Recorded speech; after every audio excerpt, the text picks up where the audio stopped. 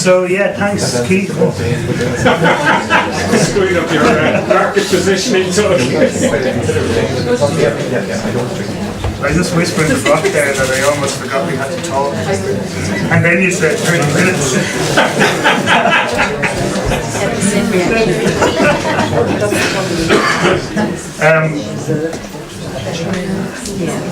So yeah, the second coffee which is going around from the left is a wonderful, really special coffee. It's a Kenyan Gatiadi Double A coffee from the Nyeri region of Kenya. The rules in Kenya kind of changed recently for selling green coffee. The government kind of took back a bit of authority over it, and this particular region, for some reason, was harder to get coffee out of, but it was one of the greater regions for coffee last year. We managed to get this one out, and it's just absolutely stunning. It's real kind of sprightly acidic, kind of blueberries and blackberries, really kind of bright and sweet as well. It's gorgeous. So we had it got so popular in Dublin, that coffee, over the last few weeks, that the judges from the barista competitions and the brewing championships were in asking could they use it for their brewing workshops and the judges workshops and stuff like that. And so we were pretty happy with it. So I got into coffee by drinking coffee. I had amazingly irresponsible parents who let me have coffee from as far back as I can remember. Like I used to have this little red sippy cup. and there was either tea or coffee in it pretty much at any given moment. So there was no chance for me to get a career in anything else, I suppose. But yeah, I became a sound engineer by trade. I was managing a recording studio in Dublin for a few years, and my ears got damaged, and it was the end of that. So I decided I'd go travel around Australia and New Zealand for a few years. And drinking coffee down there, I realised that those guys were doing coffee like way much better than we were. I guess in Ireland, we kind of learned how to drink coffee as a tea drinking nation, so at like 100 degrees.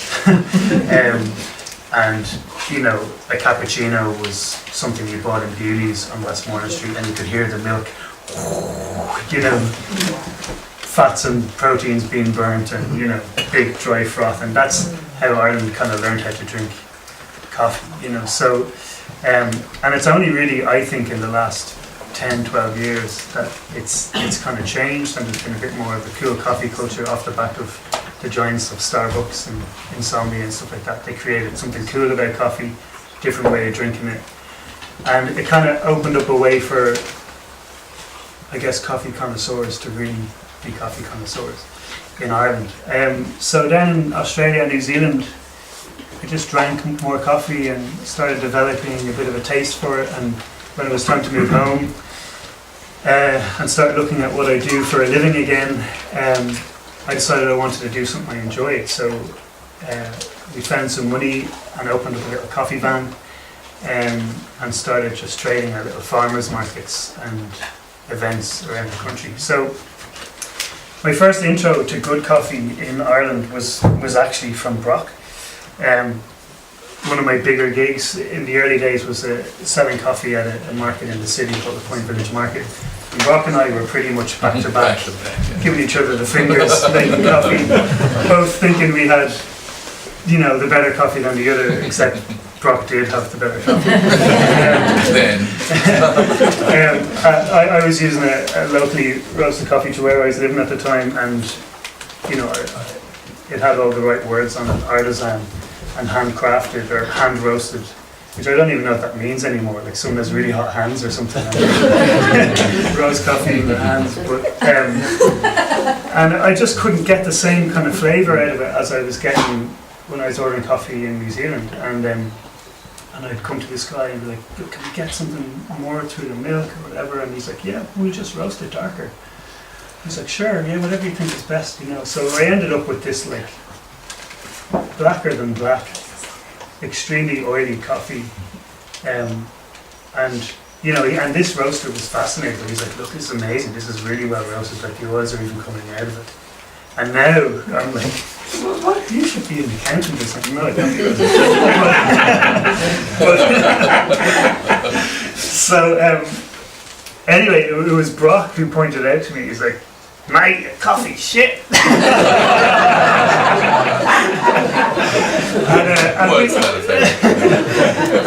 and being the Australian he is, you know, I knew that this guy's an Aussie and these guys know coffee. And, you know, so Brock would bring me over espresso every time and taste this. And initially, I hated it because our taste buds like what they're used to. They don't necessarily like what's good. And so I initially hated Brock's coffee and felt really peaceful that, you know, we were going to do better in this market because our coffee tasted better. And we did do better because I'm more handsome than him. But that was yeah, no, Brock actually introduced me to, like, Brock used to talk about coffee and about beans and dipping your hands into beans and how they felt, and I got fascinated about this, and I thought, oh, this guy knows coffee. So eventually, well, it didn't take long before Brock became our supplier on the coffee van, and we got ourselves a pretty great reputation as a mobile coffee van travelling around the country, and all the while, you know, from the very beginning, that we call the company Roasted Brown. My name is Ferg Brown, so it kind of works, you know. But it was always going to be something that we wanted to get into every link in the chain that was involved with coffee, from sourcing to roasting to brewing to selling in whatever form. Because what I realised when living in New Zealand was that there was a lot of links in the chain to getting a good cup of coffee. You could go into a coffee shop that had the best coffee in the country in the grinder, but whoever was brewing it could make it taste as bad as the coffee shop next door, you know. And there's lots of those links in the chain with coffee, you know, and when you zoom into them, there's even more links, you know. So at the time, we were only coffee brewers, you know, we were making espresso-based drinks from a coffee bean. And we did our best with what we were learning to implement everything that was going to make the variables as consistent as possible. So we moved on into a coffee shop, and basically because traveling around the country every weekend whilst we started having kids and stuff, it was like setting up a shop and stripping it down every weekend, and it was just exhausting, and prices were going up for events and all that kind of stuff, so it wasn't a very predictable business. So we were just chatting, we're like, now's the time, we need to open a shop, and we'd always wanted to do that in Temple Bar. And literally my wife and I had a conversation one night. We were exhausted. I was just back from selling coffee at Oxygen, you know, after nearly being stabbed a few times, and, you know, people coming up, "Do you want any ecstasy with your coffee?" and, you know, all sorts of stuff. A very disheartening weekend. We made a nice €1,500 loss, and we were just like, enough is enough, you know. So we thought we need to get a coffee shop, you know. And literally the next day, no joke, we got a phone call from Colin Harmon, who was the Irish barista champion a few times around, and he's like, "Listen, would you be interested in opening a coffee shop? I know of a place that's coming available. They're looking to fill it pretty quick."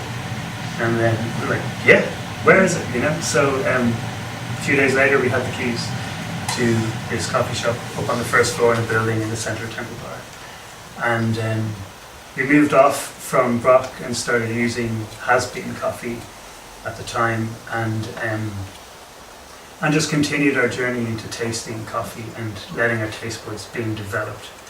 And you just you leave an era behind and you move into another kind of area of what coffee you enjoy, you know. So we just kept pursuing that, and then we started buying coffees from different roasters around Europe, and we just constantly, like for the first year and a half in the coffee shop, had a variety of at least 5 roasters on the bar at any time, just in the pursuit of showcasing how coffee can be so different from one roaster to another, but also from one country to another, but also from one farm in the same region to another farm in the same region. And we just like to show off that kind of stuff, you know. Like guest beers in the proper pub. Say again? Like guest craft beers in the proper pub for a week or 10 or 2 weeks out. Yeah, absolutely. So we really start getting really geeky about the whole thing, and started counting coffee beans before we would grind them and brew them, and all sorts of crazy stuff, and got ourselves an amazing reputation in Dublin as a good place to go for a great cup of coffee. And so yeah, we that was happening, but margins in coffee just aren't great, especially if you're selling really good coffee. Really good coffee doesn't come cheap. And as Jennifer said, the consumer isn't necessarily ready to pay more for their coffee. So this is always a bit of a wrestle for even roasters and coffee shop owners. It's like, okay, we're roasters because we're passionate about coffee and we love how it tastes, and we really want to be sure that our farmers are getting above and beyond what they deserve for their integrity and their work. So that's costing us a lot. But on our end, the consumer is not ready to pay for it. But your passion and your taste buds make it very hard for you to go back and buy a cheaper coffee because you need to survive. It's a weird thing, you know. Some people are better at it than others, but we really struggle with it. So it became a thing in our shop that we wouldn't ever sell a coffee that we didn't make That was a ourselves. very subtle insult there. Just class through so nicely. Did you take that as an insult? No, I took Well, that some as you were people- patting yourself on the back. Yeah, but it was some people are better at moving backwards than others. That was nice. He wasn't referring to me. No, but he was referring I to wasn't other building coffee you up to shops. let him down. Behave yourself, don't stop. I can see how the cheese evening got heated now. There's a protagonist. So, we got into roasting. One of the reasons we'd always wanted to get into roasting, but we got into roasting because we needed to make more money out of coffee. At least that was what we thought was going to happen. So, I did 2013. Back in 2013, I went to London to do a roasting course in the London School of Coffee, and the only thing it did was cost me a lot of money and confuse me. But there was another guy in that class who owned a lot of coffee, or a few coffee shops in London, who had an amazing reputation for coffee. And me and this guy Fabio just became really good friends. And we were both in pursuit of setting up roasteries, so we just kind of made this deal, like, look, whoever gets set up first, let's help the other guy out, you know. So we kept in touch, and Fabio got a whole string of investors somehow, and set up a roastery around October last year. So he got in touch, he's like, look, can we supply you? And I was like, well, not really, I don't really want to be supplied, I'd like to roast our own coffee. So we came up with this agreement where we would buy green bean together, which would bring down the cost of the green bean from our importer, and that I would fly over every 2 weeks or every 2.5 weeks and roast coffee for our shop and for our wholesale, or we'd build up a wholesale business, ship it back and start the business that way. So it's crazy, and since January this year, that's what I've been doing. I fly to London every 2 weeks or so, roast about 1/2 ton of coffee, pack it, ship it back. And we showcase it in our cafe, and we're building up a nice customer base of wholesale customers.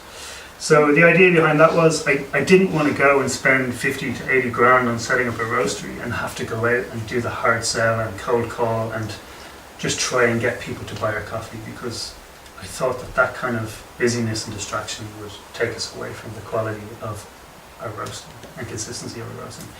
So we thought, look, as inconvenient as this London arrangement is, it's what we'll do to build up a customer base. It felt like a more wise way into the business, a bit slower, a bit more gracious. Plus Fabio and his crew are incredible coffee roasters now, and I'm getting trained by some of the best coffee roasters there are available or around, and so it's really good. So I go over, I roast, Fabio's there, you know, we profile together, we taste coffees together, we look at our green bean shopping list every time I'm over, and we're always planning ahead on which coffee beans we're growing. I'll talk about that in a sec. But we've done an arrangement with this little business park cafe around the corner from the roastery. We said, look, we'll sell you coffee at this price, so they get it at cost price, if you will take the coffee from us that we ruin in the process of learning. So, and they're like, yeah, sure, we don't care about coffee, so, you know, we sell loads of it. So it's just this really kind of safe arrangement. I'd recommend it to anyone roasting coffee, to find someone who doesn't care. You don't have to put your name on it. We have this big bin, and as we profile coffees, and if we burn them or underdevelop them, it just gets chucked in the bin, you know. Roasted black. Delightful. Toasted burn. And the funny thing is, I've had some of the best coffees ever in that place because you've got these like 27 bean blends going on, and so we've just got this really gracious way of learning how to be great roasters, and we don't have to figure out ways of selling on the coffee that we haven't roasted properly, because I think that sometimes it's split out amongst kilos and stuff like that. We just want to keep everything as pure and as great as it could possibly be. How much wastage is there? There's not a lot when you get good at it, Yeah. But I was profiling for the barista championship for some competitors, and I roasted one coffee like 15 different ways, Wow. and 3 kilos at a time, So there's a lot of waste and things like that, but we're getting paid for it because it goes in the bin and around to the shop, so it's not lost, which is nice. So yeah, that's kind of the arrangement we have for roasted coffee. So because I was a barista first and really into coffee and really into flavour, I've kind of gotten myself to a place where I'm pretty I know what I like and I know what I don't like. So I'm a barista roaster, and I'm one of few in Dublin who's as involved in brewing as they are involved with roasting. So that kind of makes our life pretty hard because we only buy coffee we like, and it tends to be the coffee we like is really expensive to buy green.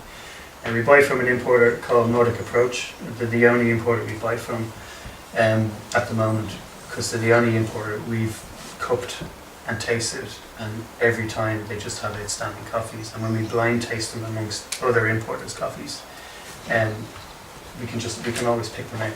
That's them, and we're always right. And plus they've got this amazing kind of transparent system of how they source the coffee, how they put their markup on it for their own business costs, and how they sell it on. So it's just completely black and white, and they're all about sustainability.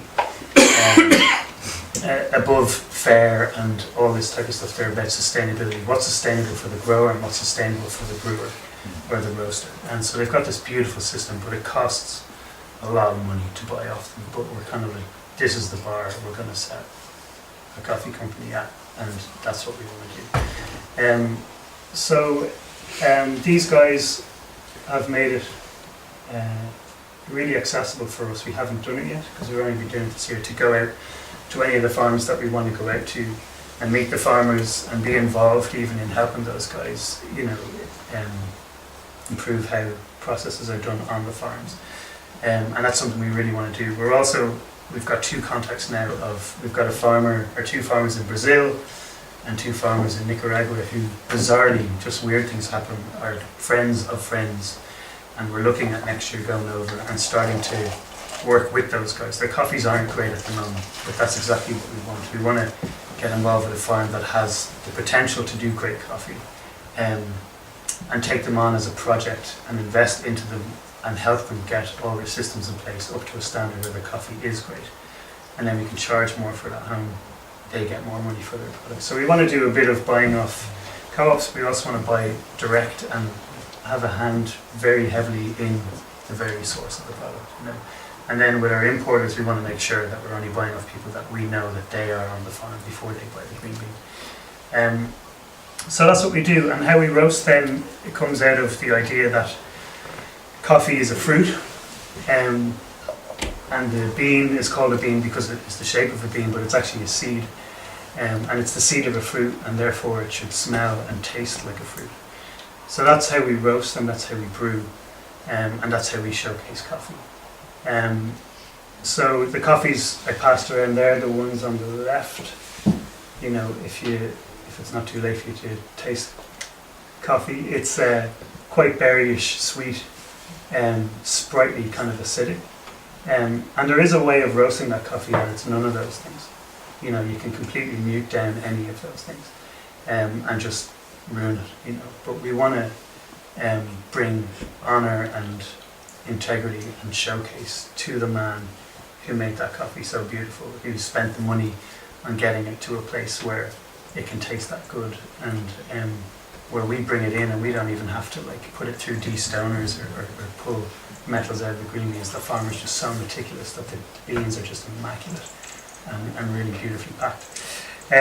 So we want to make sure that that guy gets the credit when we either sell the beans to a wholesale account or we brew it and sell it to a customer in our shop.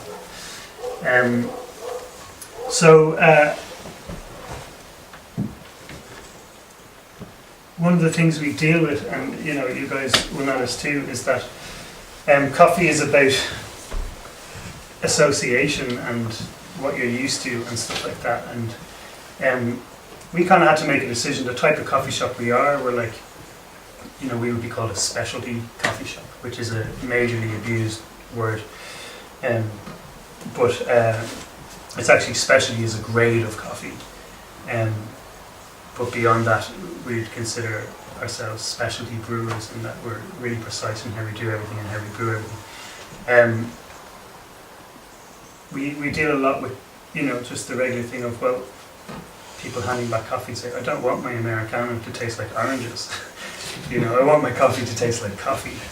These are the things that are said to us all the time. We had to make a decision at some point. Are we going to do a bit of both so that everyone's pleased, or are we just going to take a straight line and just do what we think needs to be done and help grow a community and a culture of specialty coffee in our city? And of course, we chose the harder one, the less profitable one, but we're having a lot of fun. We drink some of the world's best coffees every year, and we're seeing coffee shops come to us say, can we buy your coffee? Because it tastes amazing, and I love the story behind this. And so there is a bit of a culture growing, in the inner city of, the coffee kind of culture in Dublin, and it's a real honour and a pleasure to be a part of that. So, and what has happened is that we get those kind of comments way less now. We're almost 3 years into the business, and we used to get those comments numerous times a week or numerous times a day, whereas now we might get it maybe one every couple of months. Somebody might say, oh, this is a bit, people will use the word bitter when they taste a bit of acidity in a coffee, whereas bitter comes when a coffee is burnt either by the roaster or by the brewer, or else it's not even grown greatly. That's what a bitterness is. So people will say, oh, that's bitter, and we know it's not, because we know the temperatures we roasted it at, we know the temperatures we brewed it at, and we know what they're saying is this coffee is very acidic, and it's for some people it's way out of left field. So that's what we have dealt with a lot. We deal with way less because people are now in pursuit of like really sweet, naturally sweet coffee, and coffee that has an acidity and a sparkle to it as you drink it. And people are starting to recognise that there are flavours of berries and pomegranates and all sorts, and chocolates and all sorts of crazy things in coffee, like there is in wine, and probably more complex in coffee. I had a coffee last week. It wasn't one of our coffees, someone else roasted and gave me a taste of it, and it tasted like, do you remember those yellow Time bars? Really sticky caramel and cheap Caffrey's chocolate on the outside. Well, this coffee tasted like that, I don't know. It was fun to notice it. Yeah, and I would go, oh yeah, it does. But then I was like, I'm not sure you want to put that in your tasting notes. But yeah, so it's fun, and that's what we do. So at the moment, we're trying to figure out ways of making the money we need to make on the coffee we're buying, because we are, like you are, Jennifer, on your certifications of taking the hit. We're biting, we're eating the cost that it costs to buy the coffee we're buying. None of our coffee is fair trade or organic certified, because the money actually goes into the processes on the farm rather than on the certifications. Coffee is all really high grown. Only this month have we got a coffee that's grown below 1,600 metres. So high grown coffee tends to be very much organically processed, and people buying coffees from those altitudes tend to be paying a lot more for them, and that's why we're still getting them. And why, above that altitude, explain to us, does it tend to be more organically grown? Refined acidity. The acidity, you think it, sorry. No, go ahead. Just, well, if you go up higher, there's less oxygen in the altitude. And there's so less pests as well, so you don't need less pests. Yeah. Oh, for the organic question, yeah. So yeah, those are the coffees we're using, but they're costing us a lot. Like we pay, a lot of the time we pay between $9 and $13, $14 per kilo of green coffee. That's before we've roasted it. Then you'd lose 20% of that when you roast, at least. So our margins are tiny at the moment because what we're trying to do is we're trying to raise awareness of what great coffee can be, build a bit of a culture, and obviously build a brand. You know, every time someone tastes our coffee, they're tasting something that's fantastic, providing it's brewed correctly. Now we're trying to figure out, well, what's the best way to make, you know, it's all great that the farmer is getting the fair price for that coffee, but we as a business in a first world city need to be paid fairly for that product too, you know. So we're trying to figure out ways of doing that, and if we are going to buy cheaper coffees, how do we buy cheaper coffees that are amazing? So we bought a coffee last month which was grown at 1450 meters above sea level, and I didn't have a lot of hope for it at all, but it's amazing, absolutely amazing. So it's really encouraging because it's a lot cheaper. The farm is amazing. The family that run it are like, you know, almost wealthy now. You know, they're like, you know, they're building schools in the areas around them. They're like, they've become a provision for their town, and because they're doing so well. So it's really cool. And then, you know, Colin Harmon in TFE, he's kind of created a whole different menu system for selling coffee, which we'd like to implement, but not if we're going to be called copycats. But it's a really clever system where he doesn't have like latte, americano, cappuccino and stuff on the menu. He has the name of farms, and then there's a different price beside every farm. So he just keeps his margins the same as he's buying cheaper or more expensive coffees. And it's a really good model because, you know, in coffee shops like ours, people very rarely come in and ask for an americano or a latte or something like that. They're asking us, what origins do you have on it?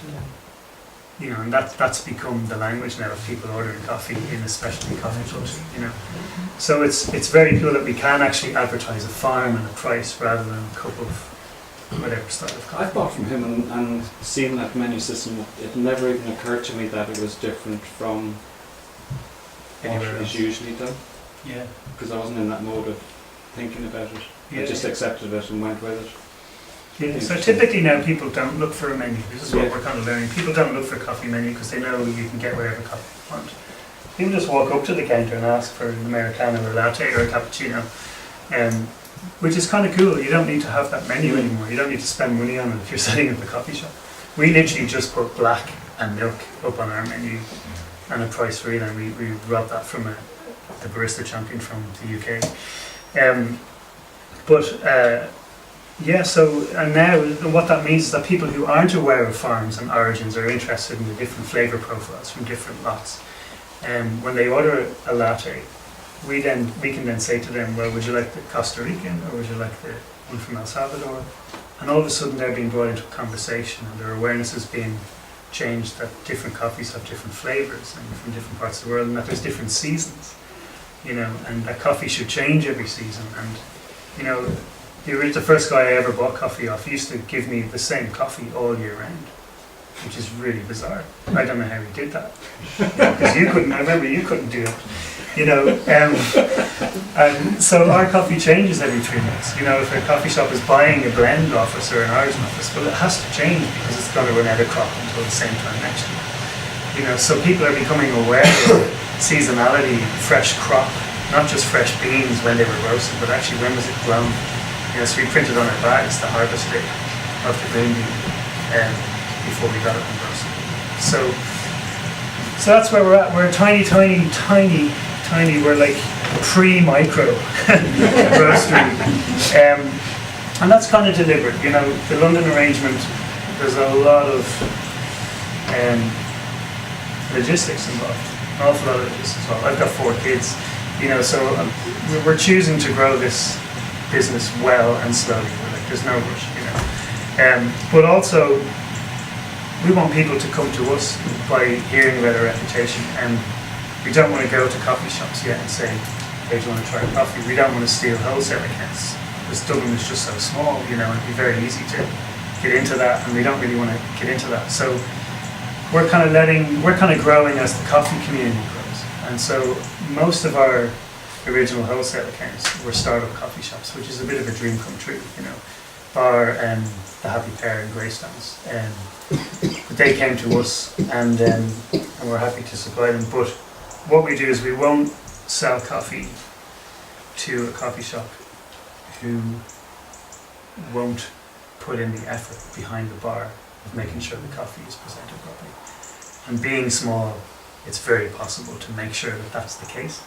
The bigger you get, the harder it is to do that, and we just want to make the journey as long as possible.